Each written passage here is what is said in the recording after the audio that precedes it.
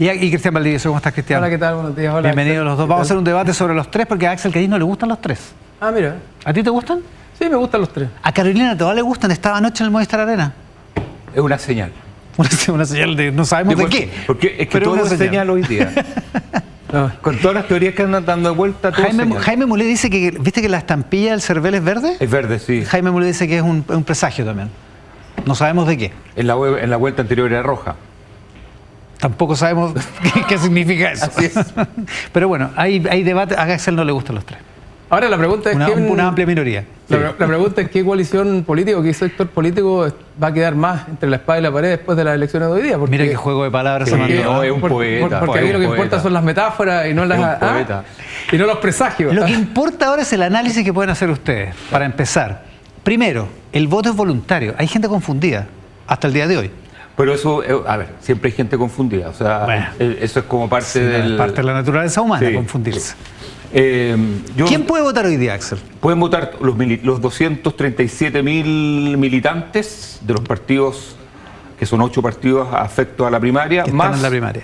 Que 15.200.000 que son personas independientes. Que son independientes. Absolutamente. Por ejemplo, los militantes de la ADC, partido que apoya a Carolina Toá, no pueden votar. No pueden votar. La ADC no está en la primaria. Así es. Pero los simpatizantes de la ADC los simpatizantes, adherentes, una palabra que ya no se usa mucho. Adherentes. ¿Te acuerdas que están en la primaria del 93 existió el voto adherente, Iván Valenzuela? Voto adherente, en la primaria del 93 entre Lagos y Frei Ruiz Tagle. Haga memoria, el voto adherente que valía 1/4 del voto militante. No me acordaba de eso. Ahí sí que me haríamos un especial de cosas truchas y primarias. No era el voto, no era un hombre un voto. No, pues. No era una persona un voto. No, eran 4 a 1. Había personas que valían menos. Un cuarto. O sea, votaban. Pero porque no eran militantes, sino que tenían que como inscribirse para participar. Una cosa o sea, primero se abrió una inscripción de adherentes. Estamos haciendo arqueología política. Sí. Pero bueno, buen recuerdo, no me acordaba de eso. O sea, para mí eso ha sido lo segundo más trucho de la convención. ¿Y lo primero? No, lo de José Antonio Gómez con Eduardo Frei el 2009. Esa primaria. Que no llegó a puerto. Escalonada, con reglas que iban cambiando de acuerdo a que se acercaba la fecha. ¿No? Reglas móviles. Las reglas móviles. Reglas móviles. Que además era como un domingo en una parte, claro, al domingo siguiente en otra parte. Y le ponían reglas que Pensé que decías escalonadas por Camilo Escalona. No, Mira eso fue después. Era escalonado porque eran regiones distintas y la primera región fue Maule y O'Higgins.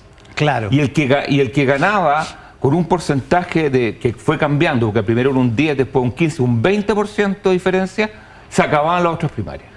Claro, había como un knockout. Había un knockout, como el primer asalto. Y ganó Eduardo Frei, a José Antonio Gómez no le gustó el resultado, y ahí vimos un entrevero entre Camilo Escalona y José Antonio Gómez. Ahora dicen que ha estado tensa la primaria y yo encuentro que eso era mucho peor. No, pues que eso había sangre ahí. Sí, aquí no había. Aquí había sangre, ¿no? Claro, pero a ver, yo creo que esas primarias, como Axel Biel las denominó primarias medio truchas, que no eran primarias. No, eran informales. Bueno, para empezar eran convencionales, no eran convencionales, no eran primarias legales, eran primarias informales, y lo que ocurría ahí más bien era más que sangre, ¿quién es el dueño de la primaria? Era una cosa así, bien de medio el capo de la política, claro, más que lo que decían los ciudadanos respecto a la votación. Creo que ha sido fundamental centrar esto en primarias legales y ordenar. Claro, pero esto sí permite que la efectivamente haya participación y haya una suerte de filtro respecto de coaliciones grandes que quieren irse descartando para llegar con un candidato. Porque lo que pasaba antes era que de alguna manera la primaria era como un acto obligatorio para descartar a alguien, pero cuando ya se suponía que había uno que era el elegido entre los pares. Entonces era una primaria, digamos que no sé si poco democrática, pero no eran primarias legales, abiertas, convocantes y libres para toda la población. Y por eso las reglas podían cambiar de esa manera y todo. Ahora lo entretenido, Iván, en esta primaria, creo que es la primera primaria que tenemos que es hija del voto obligatorio, o en el contexto de voto obligatorio, aun cuando las primarias son voluntarias. Con voto voluntario, claro. Exacto. Lo que podríamos ver ahora, efectivamente, si hay gente que se termina confundiendo y pensando que, dado que ha habido 3 elecciones anteriores con voto obligatorio, ¿verdad? Los 2 plebiscitos, las municipales, que fueron obligatorias, dice, y esta será obligatoria, ¿no? O gente que ya le gustó. O que le gustó y que le gusta ir a timbrar. Yo sostengo eso absolutamente. Sí, que la gente ya le gustó votar. No hablo más de los obligados. Acá hay personas que yo les llamo a algunos domesticados, O sea, que... ¿Tú encontrás que es peor, que es mejor? No, que se domesticaron, no sé, como que se acostumbraron a votar. Se acostumbraron así, sin domesticado, en el mejor sentido de la palabra. Claro, o sea, no estamos hablando como si fuera una mascota. No. Estamos hablando de personas... A lo principito. A lo principito. Exactamente. Y personas que descubrieron que les gustaba votar también. Sí, pues. Sí, pero entonces, si a ti no te gusta votar, si a uno le gusta yo no soy votar. muestra de nada, es verdad. Sí, no me gustan los tres, ya no puedo ser muestra de nada. Es que usted es un animal político que no le gustan los tres, pero bueno, esa es cosa suya. Ahora, dicho eso, entonces los únicos obligados hoy son los vocales. A eso sí que les van a pasar multas, los que están citados para ser vocales. Sí. Y parece que varios se restaron, ¿no? Arriesgando la multa. Arriesgando la multa, que no es poca. Sí, porque no es poca. Ha costado constituir varias mesas, por lo que hemos visto, ahora se han ido constituyendo. Pero claro, instalando, esa era la primera. Instalando mesas. Las mesas se constituyeron ayer. Ayer, pero como menos del 20%. Menos del 20%. Pero hoy tienen que quedar instaladas todas. Ahora, son 16.380 mesas. Son mesas fusionadas. Sí, por lo tanto, hay un potencial de... Eso es importante. A mucha gente la cambiaron de local porque se fusionaron mesas. Así es. Así que hay que revisar antes para no pegarse el chasco. No, siempre hay que ver. De hecho, llevábamos más de 8 millones de consultas en el CERVEL. No es poco. Ahora, es interesante el dato. Yo sé que no son de root único. O sea, hay mucha gente que no retiene y entran varias veces. De hecho, yo he entrado 2 veces.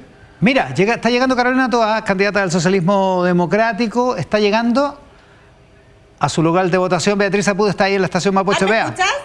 Pero por supuesto, en estéreo. Sí, ¿cómo estás, Iván? Acaba de llegar la candidata del socialismo democrático, acompañada, por supuesto, de sus adherentes, su familia, sus hijos, y va a llegar a votar a la mesa 398, y luego va a hablar, nos dicen, a ver, vamos a ver si es que... Sí, luego va a hablar, y viene acompañado, lo decía, de su familia, de los timoneles también, parte de los timoneles del socialismo democrático. A ver, escuchemos parte de él.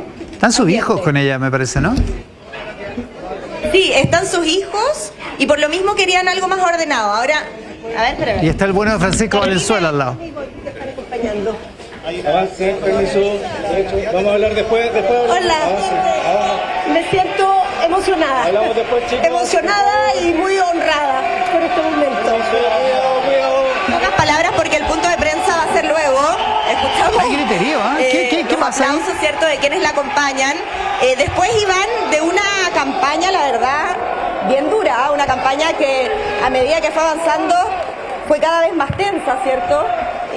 Y hay que recordar que Carolina Toá ha tenido un rol bien protagónico en esta competencia de primaria, partiendo porque antes de que fuera la veda de las encuestas, ella era la favorita y a medida que fueron pasando las semanas, Janet Jara, la candidata del Partido Comunista, la fue alcanzando. Y ahí su campaña dio un giro de diversas críticas cruzadas entre Janet Jara y Carolina Toá, la ex ministra del Interior.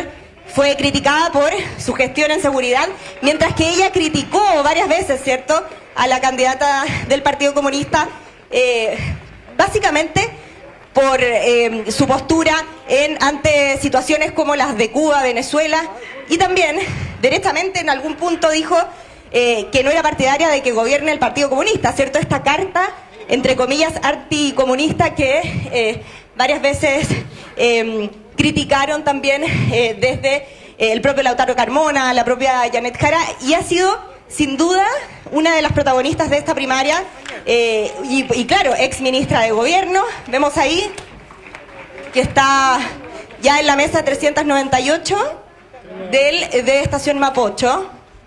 Oye, a todo esto, Iván, dígame. Viste que ayer Carolina Toá, antes de votar, no sé si habrá sido como una especie de cábala, pero fue al concierto de los tres. Lo estábamos comentando acá, Axel, que allí estaba feliz. Sí, pues estuvo anoche en Movistar Arena, 30 años de La Espada de la Pared, el disco de 1995 de los tres. Ahí está Carolina Toá. Este momento igual es bien emocionante porque esta es una campaña corta pero muy intensa. Y entonces este es el momento ya cool, ya aquí se acaba esta cuestión, en un sentido, ¿no? O sea, ahora viene la espera, que es la tensa calma, como dicen los periodistas.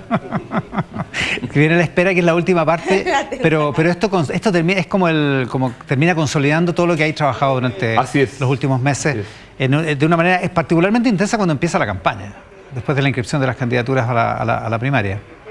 O sea, este paso después del almuerzo hasta las 6:30 de la tarde a los candidatos. No sé si... Nadie le hace entrevista a los candidatos que hacen entre la... Nadie les pregunta. Nadie les pregunta qué hacen desde el almuerzo hasta las 6:30 de la tarde. Todos dicen voy a descansar y después voy a ir a mi comando, que es como la frase clásica. Pero en realidad están con una ansiedad tremenda. Debe ser, yo creo imposible dormir siesta. Así es. En estas condiciones. Ahí vota Carolina Toá, está Beatriz Apud en la estación Mapocho, vea. Sí. Oye, la verdad es que la cantidad de gente que hay es impresionante. ¿Cuántos votos hay? Y sobre todo porque acá en la estación Mapocho Poquito, ¿eh? se escucha un eco aún mayor, Sí, cuéntame. ¿Alcanzas a ver cuántos votos hay? Porque se ven poquitos votos en la urna.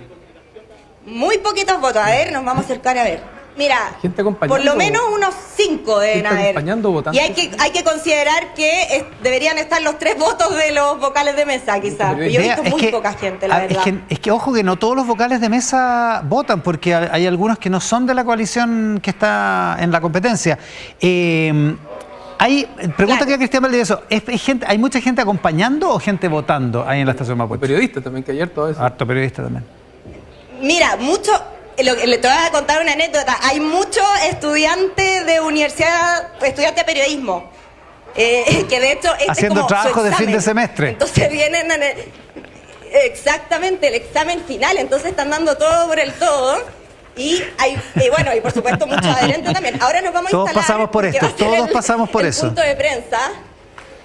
Todos pasamos por eso. Ahora, cuando yo estaba en la universidad no había elecciones. De hecho, ¿de qué universidad eres tú, Diego Portales. Diego Portales, ¿viste? Estamos aquí.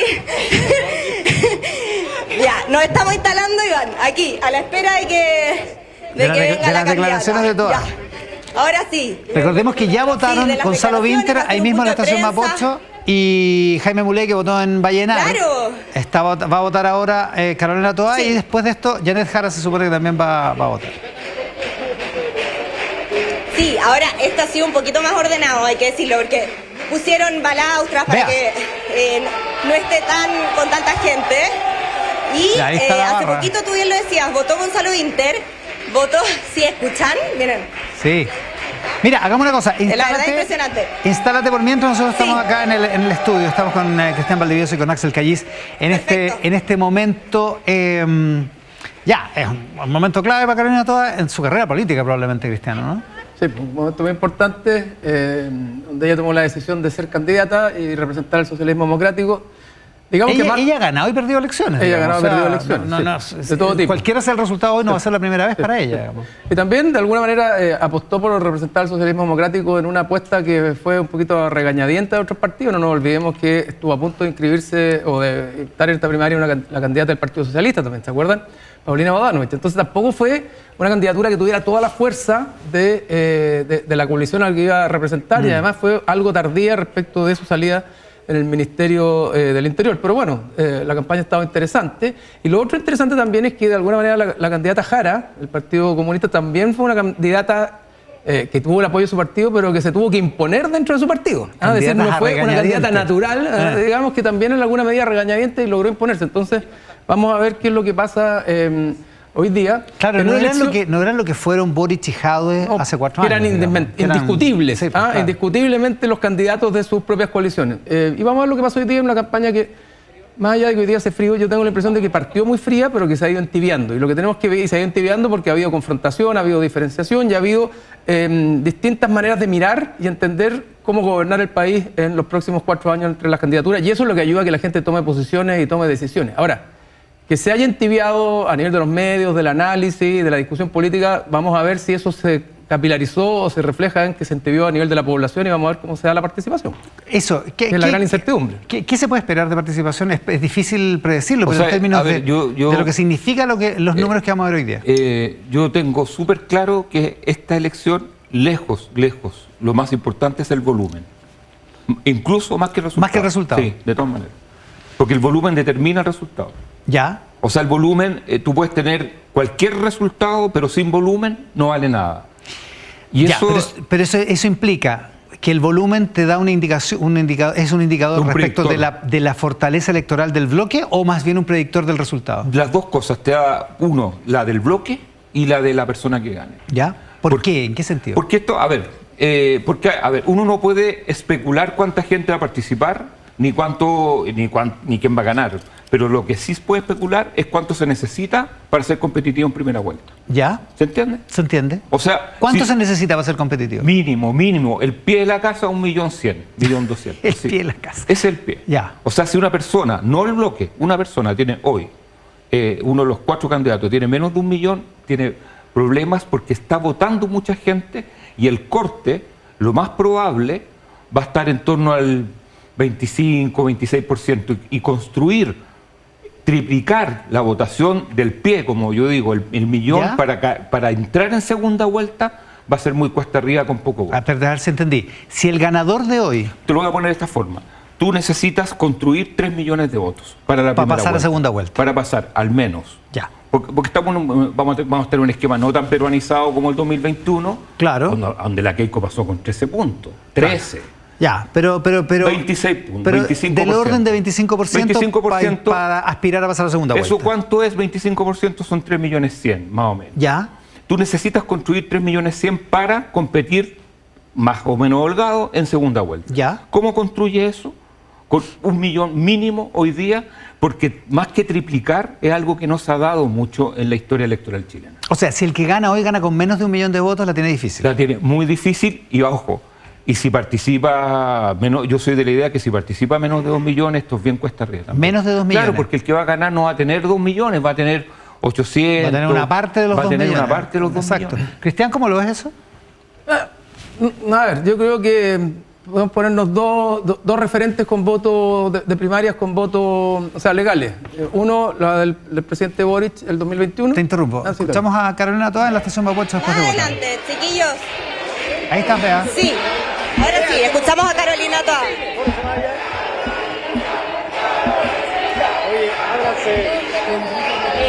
Claro, pide silencio porque la verdad es que el sonido, como te decía... Buenos días. Buenos días, que no hay micrófono, chicos. No hay micrófono, así que voy a hablar fuerte nomás. ¿Se pueden agachar? Sí. ¿Se pueden agachar? Ya, ahora sí. Ya, bueno, muy buenos días. Bueno, acabo de votar. Quiero contarles que es una sensación muy emocionante estar en este momento, haber hecho este recorrido, haber logrado que existieran estas primarias, que cautivaran el interés del país como ha sido, y llegar a este momento de definición donde ya la responsabilidad está en los ciudadanos y las ciudadanas. Nosotros entregamos todo lo que teníamos para contar nuestras ideas, para recibir también las que nos hicieron las personas, para construir un camino que permita la unidad después, para preparar una propuesta sólida para competir en la elección presidencial, porque esta es una campaña que se propone ganar la presidencia, se propone darle gobierno a Chile, se propone llevar al país por un camino de progreso que no deje a nadie atrás, un progreso que sea con equidad, un progreso que sea verde, un progreso que sea moderno para el mundo de hoy. De esa inspiración se nutrió esta campaña. Estoy muy contenta como estamos llegando hasta este momento y espero que sigamos contentos el resto del día cuando tengamos los resultados en la tarde. Candidata, la última parte de su campaña, estamos en vivo para Canal 13, la última parte de su campaña, usted fue súper crítica con la postura del Partido Comunista en diversas materias.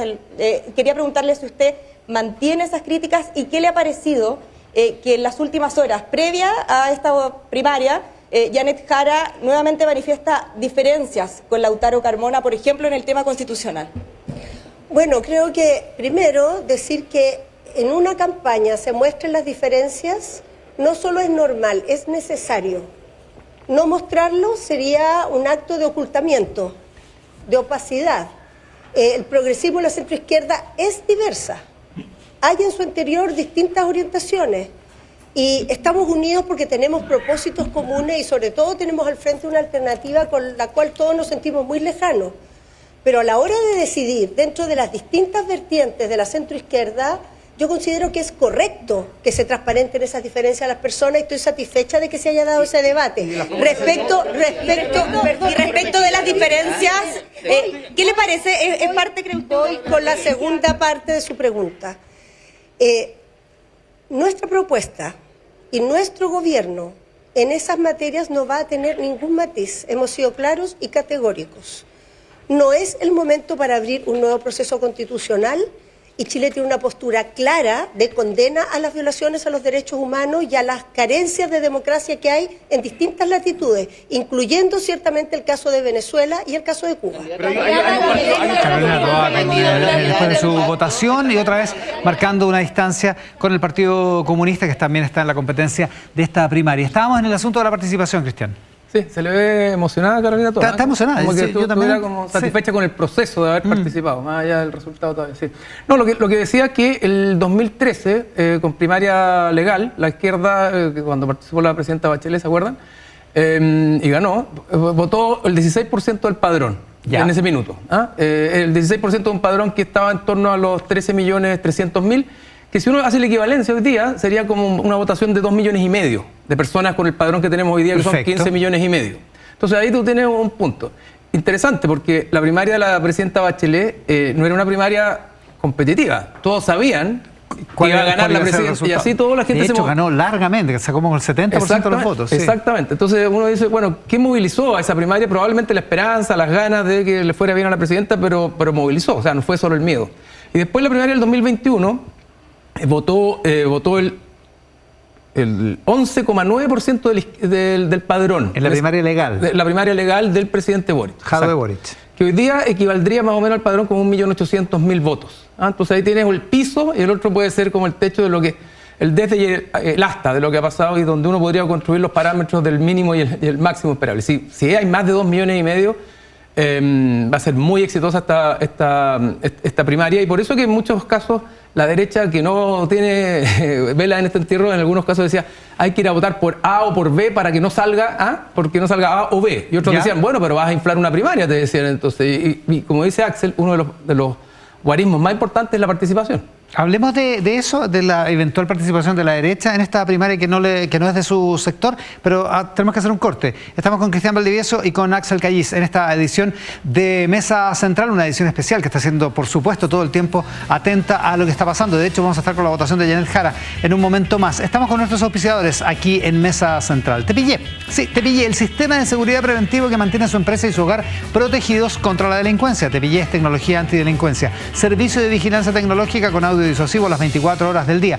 No sea usted la próxima víctima y contrate su tranquilidad en tepillé.cl. No grave robos, evítelos con Tepillé.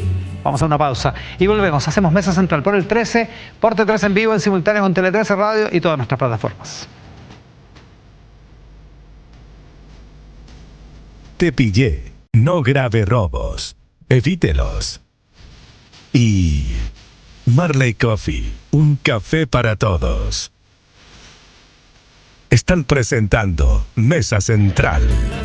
Gestionar personas es desafiante, exigente y muchas veces requiere demasiado tiempo. ¿Y si fuera más simple? Con más datos, teniendo más control, más seguridad y más tiempo para ti. Encuentra todo eso en una sola plataforma, Talana. Con más de 14 soluciones para reclutar al mejor talento, pagar toda tu nómina en segundos, capacitar en cualquier lugar, evaluar el desempeño de tu equipo y mucho más. Tu gestión de personas puede ser más simple. Descubre cómo en talana.com. Hoy, Diego se entera de la traición de Alan y Nacha. Tú te acercáis como hombre y decís, oye hermanito, ¿podemos hablar? Pero un hombre da cara. Alan es encarado por Escarcita. Todas las micros te servían. Era obvio que se podía pasar, iba a pasar o con la Vale, o conmigo, o con la Nacha, o con la Dile, lo estaba buscando por donde fuese. Atenea castigará duramente a un participante. Ya que le gusta compartir con el equipo rival, también comerá y dormirá con ellos. El Consejo de Todos los Tiempos dejará un nuevo nominado. Y porque tú lo pediste, mañana llegará la magia.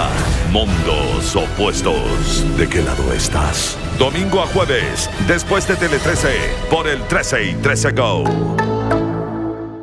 El número al cual se le está llamando. El número al cual se le está llamando, no sé. Y promete serte fiel. ¡Pascal! ¿Qué?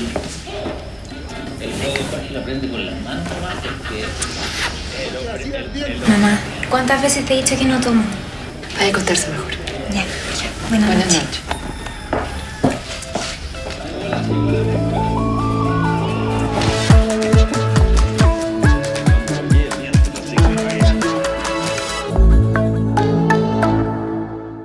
En vacaciones de invierno, el tío Martín tiene el mejor panorama. ¡Levante los brazos, levante los brazos! Para grandes y chicos. Polvitos de Chimbiricoco. 1, 2, 3, 4, ¡hey! Y para los que pasan el frío, sacando los prohibidos. Cuchillito, tenedor. ¿Qué dice Chile? Familias en juego, lunes a viernes. Después de Hay que decirlo, por el 13 y todas sus plataformas. Descarga el 13 Go, suscríbete y disfruta desde antes de cada capítulo estreno de Mundos Opuestos. Prepárate para vivir la nueva era de los realities como nunca imaginaste. Con adelantos exclusivos, La Señal Fanáticos, todos los capítulos completos y contenido solo para ti. Donde quieras, cuando quieras y antes que nadie. Disfruta 7 días de prueba totalmente gratis. Luego, por solo 2.990 pesos al mes, sigue disfrutando de los capítulos estreno, La Señal Fanáticos y el mejor contenido de Mundos Opuestos. Que no te lo cuenten. Escanea el QR en pantalla y súmate a 13 Go.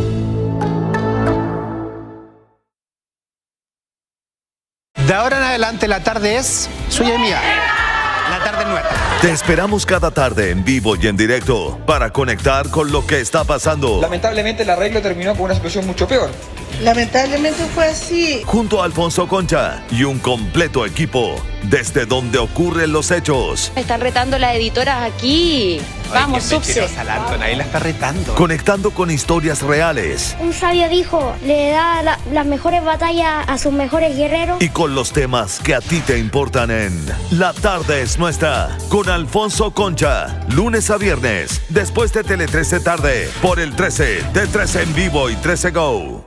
En julio te invitamos a disfrutar nuestra programación especial de invierno en 13 Rec, con música, diversión y la mejor compañía. Los miércoles a las 23 horas llega la tercera temporada de El Cuarto de Música, donde Cristian Chico Pérez se reúne con grandes artistas junto a su inmensa colección de vinilos. Los domingos a las 10 de la mañana te invitamos a viajar a la niñez con nuestro icónico bloque infantil, junto a El Mundo del Profesor Rosa y Cachureos. Y de lunes a viernes llegan Ellas por Ellas a las 21 horas. Están llegando a la recta final, ¿eh? ¿Mario Copucha resolverá el misterio que involucra a su hermana Wanda? ¿Logrará Simón conquistar el corazón de Emma? ¿Podrá Miguel seguir ocultando su gran secreto? Como puede ver, julio se viene imperdible en nuestra señal retro favorita. 13 Rec, el ayer y el hoy juntos. Y es mal servicio. Espero que el servicio de seguridad de tu empresa sea mejor. Qué feo revesa. Digo si te entran a robar. Ventaja para los ladrones. A este hombre le falta seguridad. A su empresa también. Te pillé, compadre. Te pillé. Te pillé es el único sistema de seguridad para empresas que no graba robos, los evita. No sea usted la próxima víctima y contrate su tranquilidad en tepillé.cl. Con Te pillé, nada es imposible. El próximo sábado, El Peregrino, segunda temporada. Dejo mis pecados atrás y vuelvo a renacer. Jorge Said viaja a la India para vivir en primera persona la peregrinación más grande de toda la historia de la humanidad en Comela. Una locura total estar con los hombres santos. Me van votando. Un viaje al corazón espiritual de la India. Me encuentro con los sadhus, que renunciando a todos los bienes materiales, esperan con este baño terminar con el incesante ciclo de las reencarnaciones.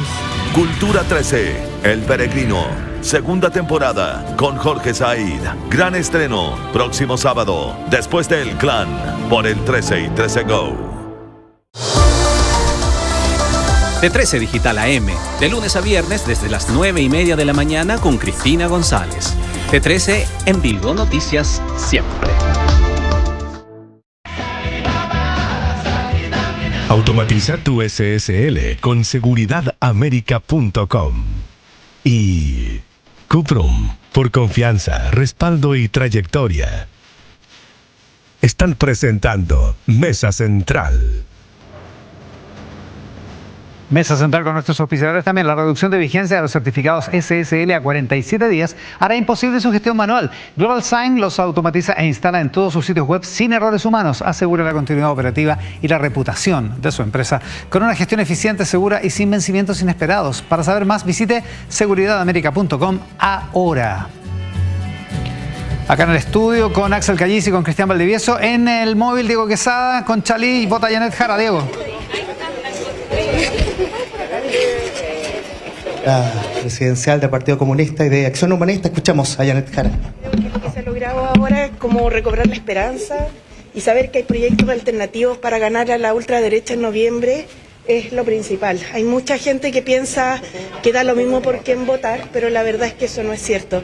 Los trabajadores avanzan en derechos, los pensionados, las mujeres, las disidencias, cuando en nuestro país gobierna la centroizquierda. ¿Expectativas de participación, candidata, durante esta jornada? Ojalá supiera cuánta gente va a votar. Sé que la mañana partió muy fría, pero ya está saliendo el sol iluminando este hermoso día.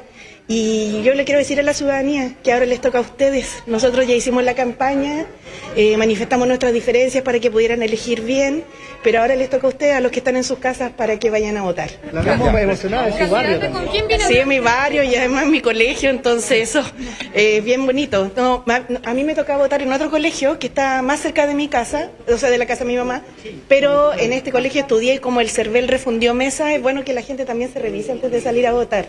Candidata, la vemos va a ser bonito esto. Acá con varias parlamentarios, sí. alcalde, su mamá también dijo que iba a venir hoy día. Está mi mamá, mi hermana,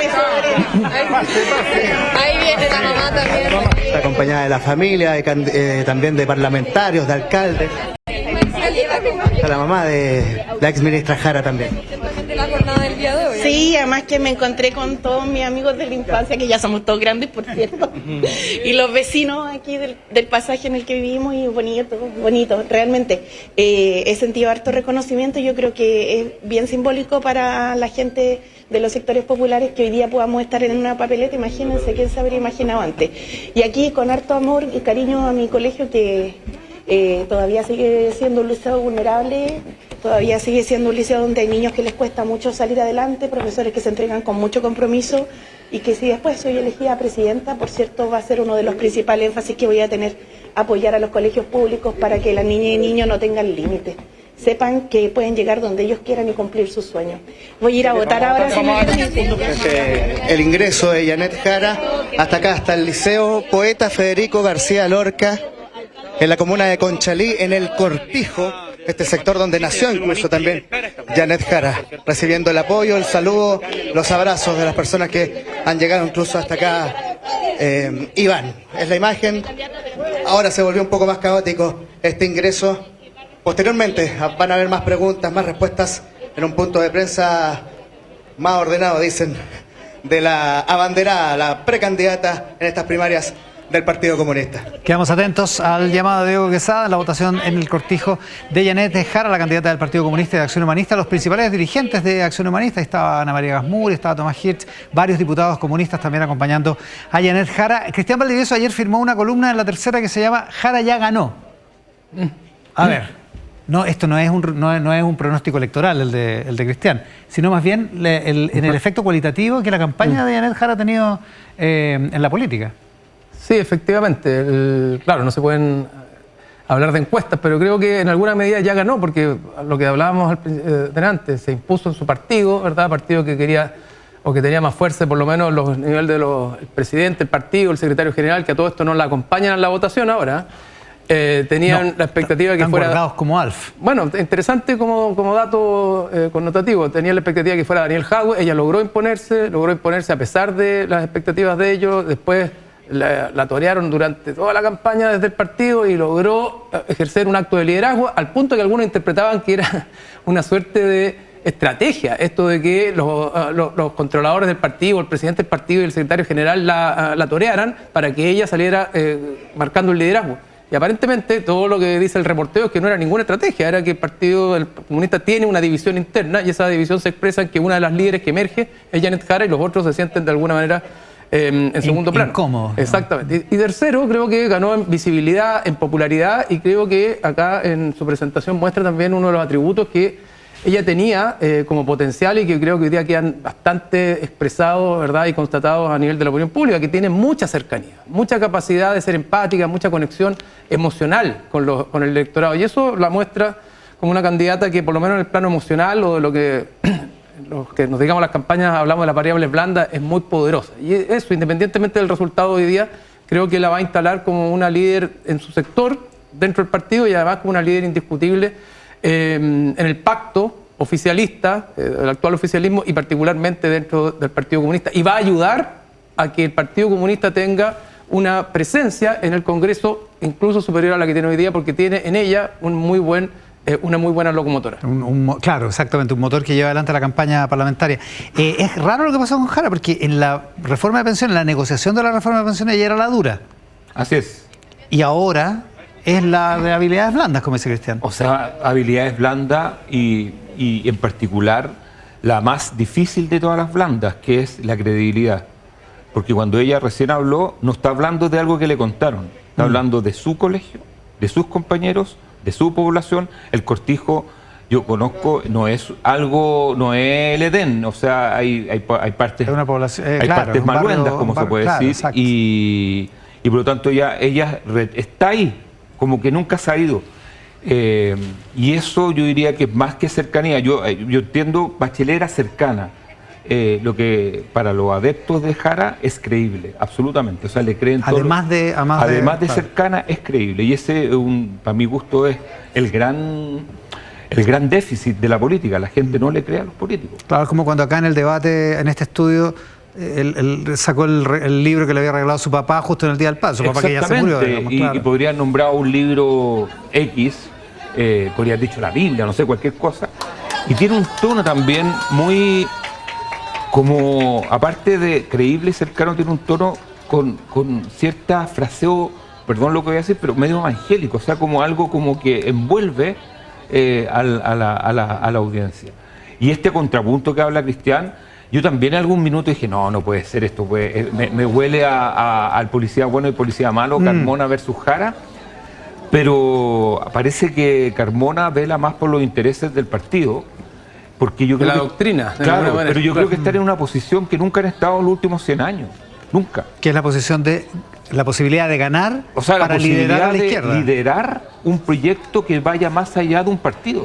Lo más cercano fue Gladys Marín, el cura Pizarro, y de ahí para atrás solamente han acompañado. Esta es primera vez que el Partido Comunista en 115 12 años de existencia pueden estar como a la cabeza de un proyecto más ganado, claro, porque lo del cura Pizarro y lo de Gladys Marín fue marginal en términos de votos. Testimoniales. Sí, o sea, de hecho, si Janet Jara gana la primaria de hoy, va a ser la candidata comunista que más votos tenga en una primera vuelta. El cura Pizarro tuvo 5%, si no lo recuerda, Gladys Marín 3%. Emblemática, de 3%. Evidentemente, Janet Jara, si se impone hoy día y es la candidata del oficialismo en su conjunto, va a tener harto más de eso, va a tener por de pronto 2 dígitos y capaz que pasa a segunda vuelta. Gladys Marín sacó el orden de 200.000 votos, que eran los que después le permitieron a Lagos ganar. Yo creo que otra de las variables que explican también el por qué de alguna manera ya ganó y por qué se impuso, de alguna manera, en lo simbólico al menos, es que ella logró hacer una campaña mucho menos doctrinaria y menos ideológica.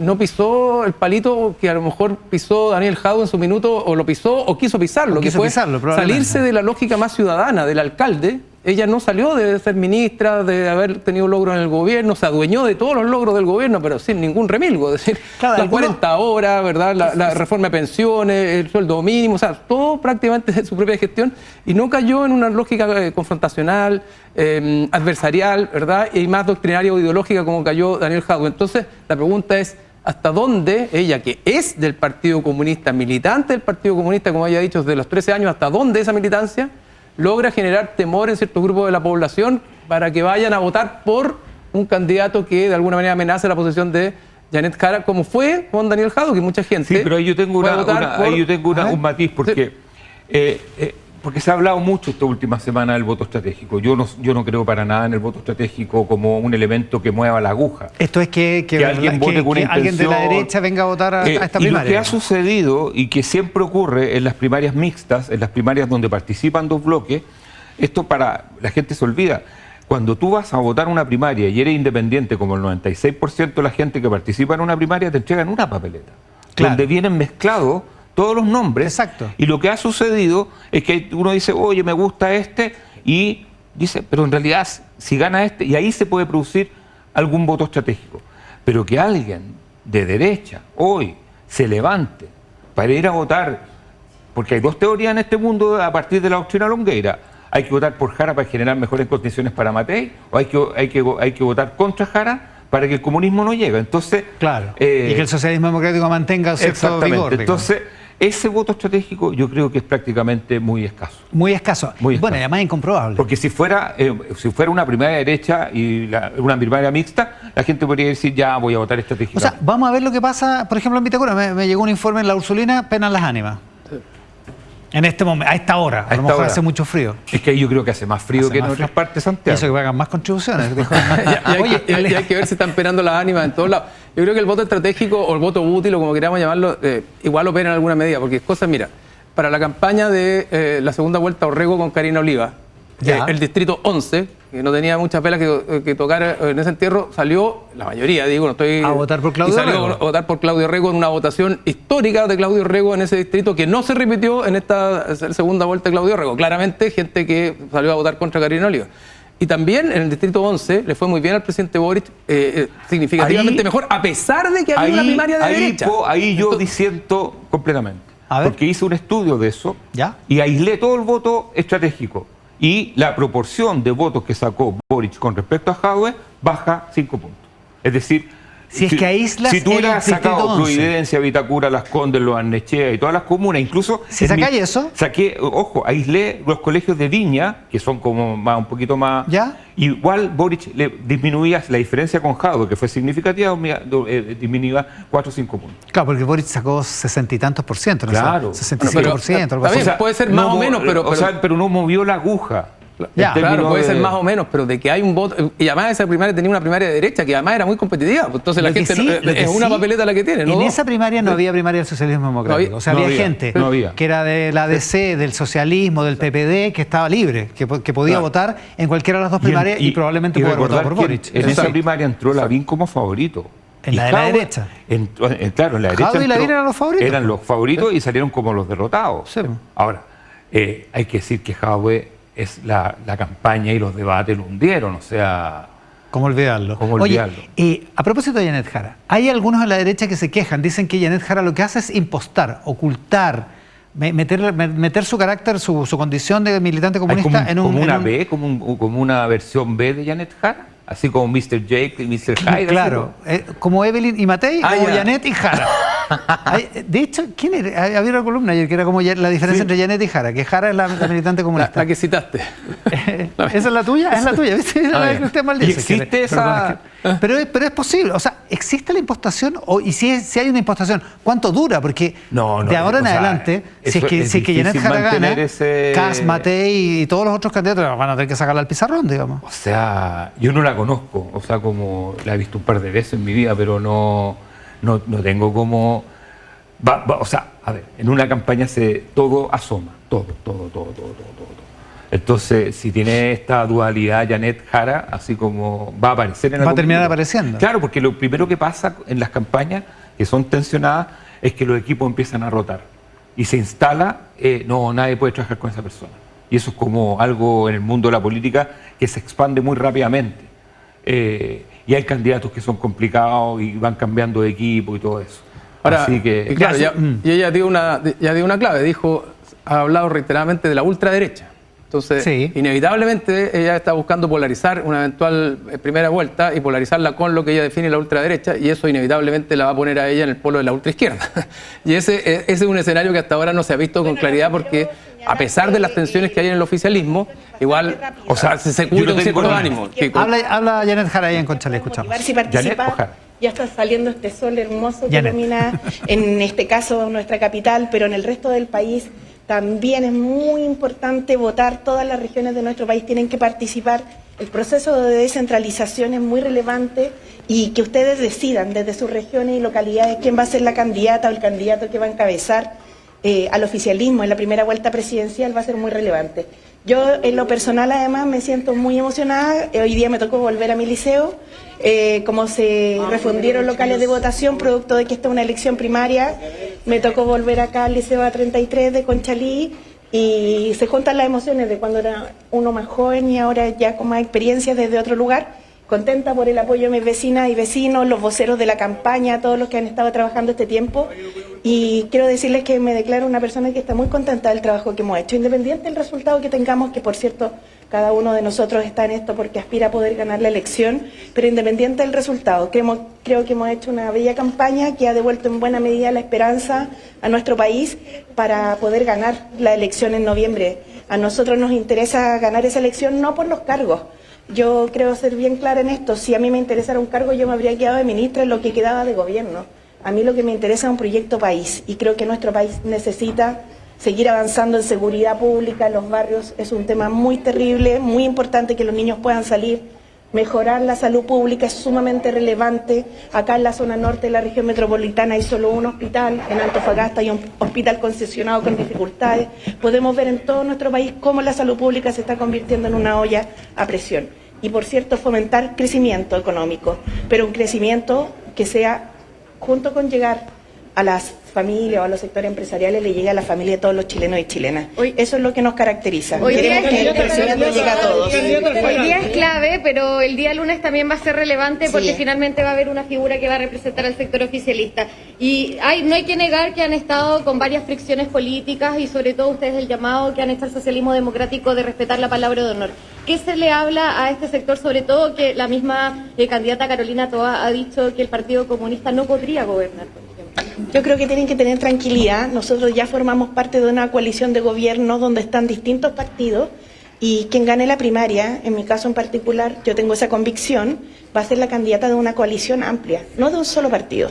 Eso es relevante tenerlo a la vista porque en nuestro país somos gente que tiene distintos tipos de pensamientos, somos diversos, nos une un tronco común a la gente de la centroizquierda, pero es evidente que quien quiera ganar una elección presidencial para un proyecto para el país debe tener la suficiente capacidad de incluir a todos, dialogar con todos, no excluir, no descalificar a los demás, no maltratar a los demás, sino que por el contrario, hacer una diferencia en esto.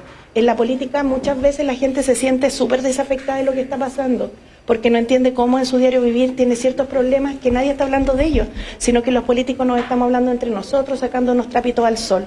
Yo no creo en esa política y creo que lo demostré como exministra del Trabajo, pero lo más importante es que tengo la disposición y responsabilidad para decirles con tranquilidad que me he preparado y que estoy tranquila. Si me toca asumir la primera magistratura del país, sabré gobernar con todas y con todo y representar no solo a los que hoy día voten por mí o a los que estén en esta primaria, sino que también los que están desilusionados o enojados o molestos. Hay que... La candidata del Partido Comunista y de Acción Humanista, después de votar, da 2 o 3 pistas respecto de lo que puede ser una campaña si es que ella gana la primaria de hoy. 1, lo que decías tú, Cristian, lo de la ultraderecha, y 2, la idea de que ella es una candidata de una coalición, no del Partido Comunista. Sí. Igual la va a tener, creo yo, que esta dificultad para poder separarse efectivamente del Partido Comunista. Ya, si gana las elecciones día, va a tener que tomar una decisión de cómo efectivamente separar aguas, porque si no separa aguas, ya no solo simbólicamente, sino que más concretamente, la va a tener difícil. El Partido Comunista al que pertenece Janet Jara es un partido que ha reconocido a Nicolás Maduro, reconoce esa dictadura, no dice que la elección fue una elección fallida. Y no nos olvidemos que hoy día hay más de 1 millón de venezolanos en Chile que no se vinieron de Venezuela porque Venezuela sea un país maravilloso, y que ya en 2017 el presidente Piñera le ganó a Alejandro Guiller en parte porque hubo una campaña que hablaba de Chilezuela por el espanto que producía el imaginario de Venezuela en Chile para muchos chilenos. Ese imaginario de Venezuela, el 2017, estaba relativamente dibujado. Hoy día es muy nítido. Y por lo tanto creo que si efectivamente ella gana la primaria, va a tener que, ya no va a poder zigzaguear tanto con esta cierta equidistancia de su partido, va a tener que tomar una distancia más fuerte, y creo que eso va a producir cierta confrontación y cierta tensión dentro del mismo oficialismo. ¿Cómo lo ves, Axel? Sí y no. A ver. Obviamente que este es el escenario soñado para la derecha, tener al frente una candidata comunista. O sea, es como cuando a Chile le tocaba con Bolivia o Venezuela hace cuando éramos buenos para el fútbol. O sea, decíamos los puntos eran ganados. Eran ganados. No obstante, que yo me doy cuenta, esencialmente estudiando el tema de los votos de gobernador y alcalde, que hay una parte del padrón electoral que no necesariamente le es incómodo esto del comunismo o el fascismo, o la ultraizquierda y la ultraderecha. Que no se asusta con, con esos tags, digamos. Con esos tags. Y yo creo que la derecha va a tener que reflexionar bien si quiere ir al campo del anticomunismo, porque puede pasarle lo de la sábana corta, que logre movilizar un electorado más bien mayor, 40 para arriba, donde el fantasma de la Unión Soviética, Maduro, Castro, Nicaragua y todo eso asusta, pero hay otro electorado que no le asusta ni Cast, ni Jara, ni nadie. Claro. No tiene el fantasma de la Guerra Fría, tienes razón. Menos ideologizado. Y que es mucho menos ideologizado, y mucho más pragmático. Por eso decía yo que es mucho más concreto el imaginario del desastre de Venezuela y la dictadura de Maduro, es mucho más concreto que aludir a dimensiones ideológicas, políticas y por eso yo siempre les digo, vean los resultados de gobernadores, vayan a las mesas de los republicanos como votaron, y esto ocurrió en todo Chile, en las 11 regiones donde hubo segunda vuelta, hubo transvasijes que yo llamaría estrambóticos en términos políticos. Esta conversación con Axel Callis, con Cristian Valdivieso va a seguir en la tarde. Me llega de Lo Barnechea, nadie. Nadie, cero. 0 grados, 0 personas. Bueno, la persona que lo vio estaba, así que nadie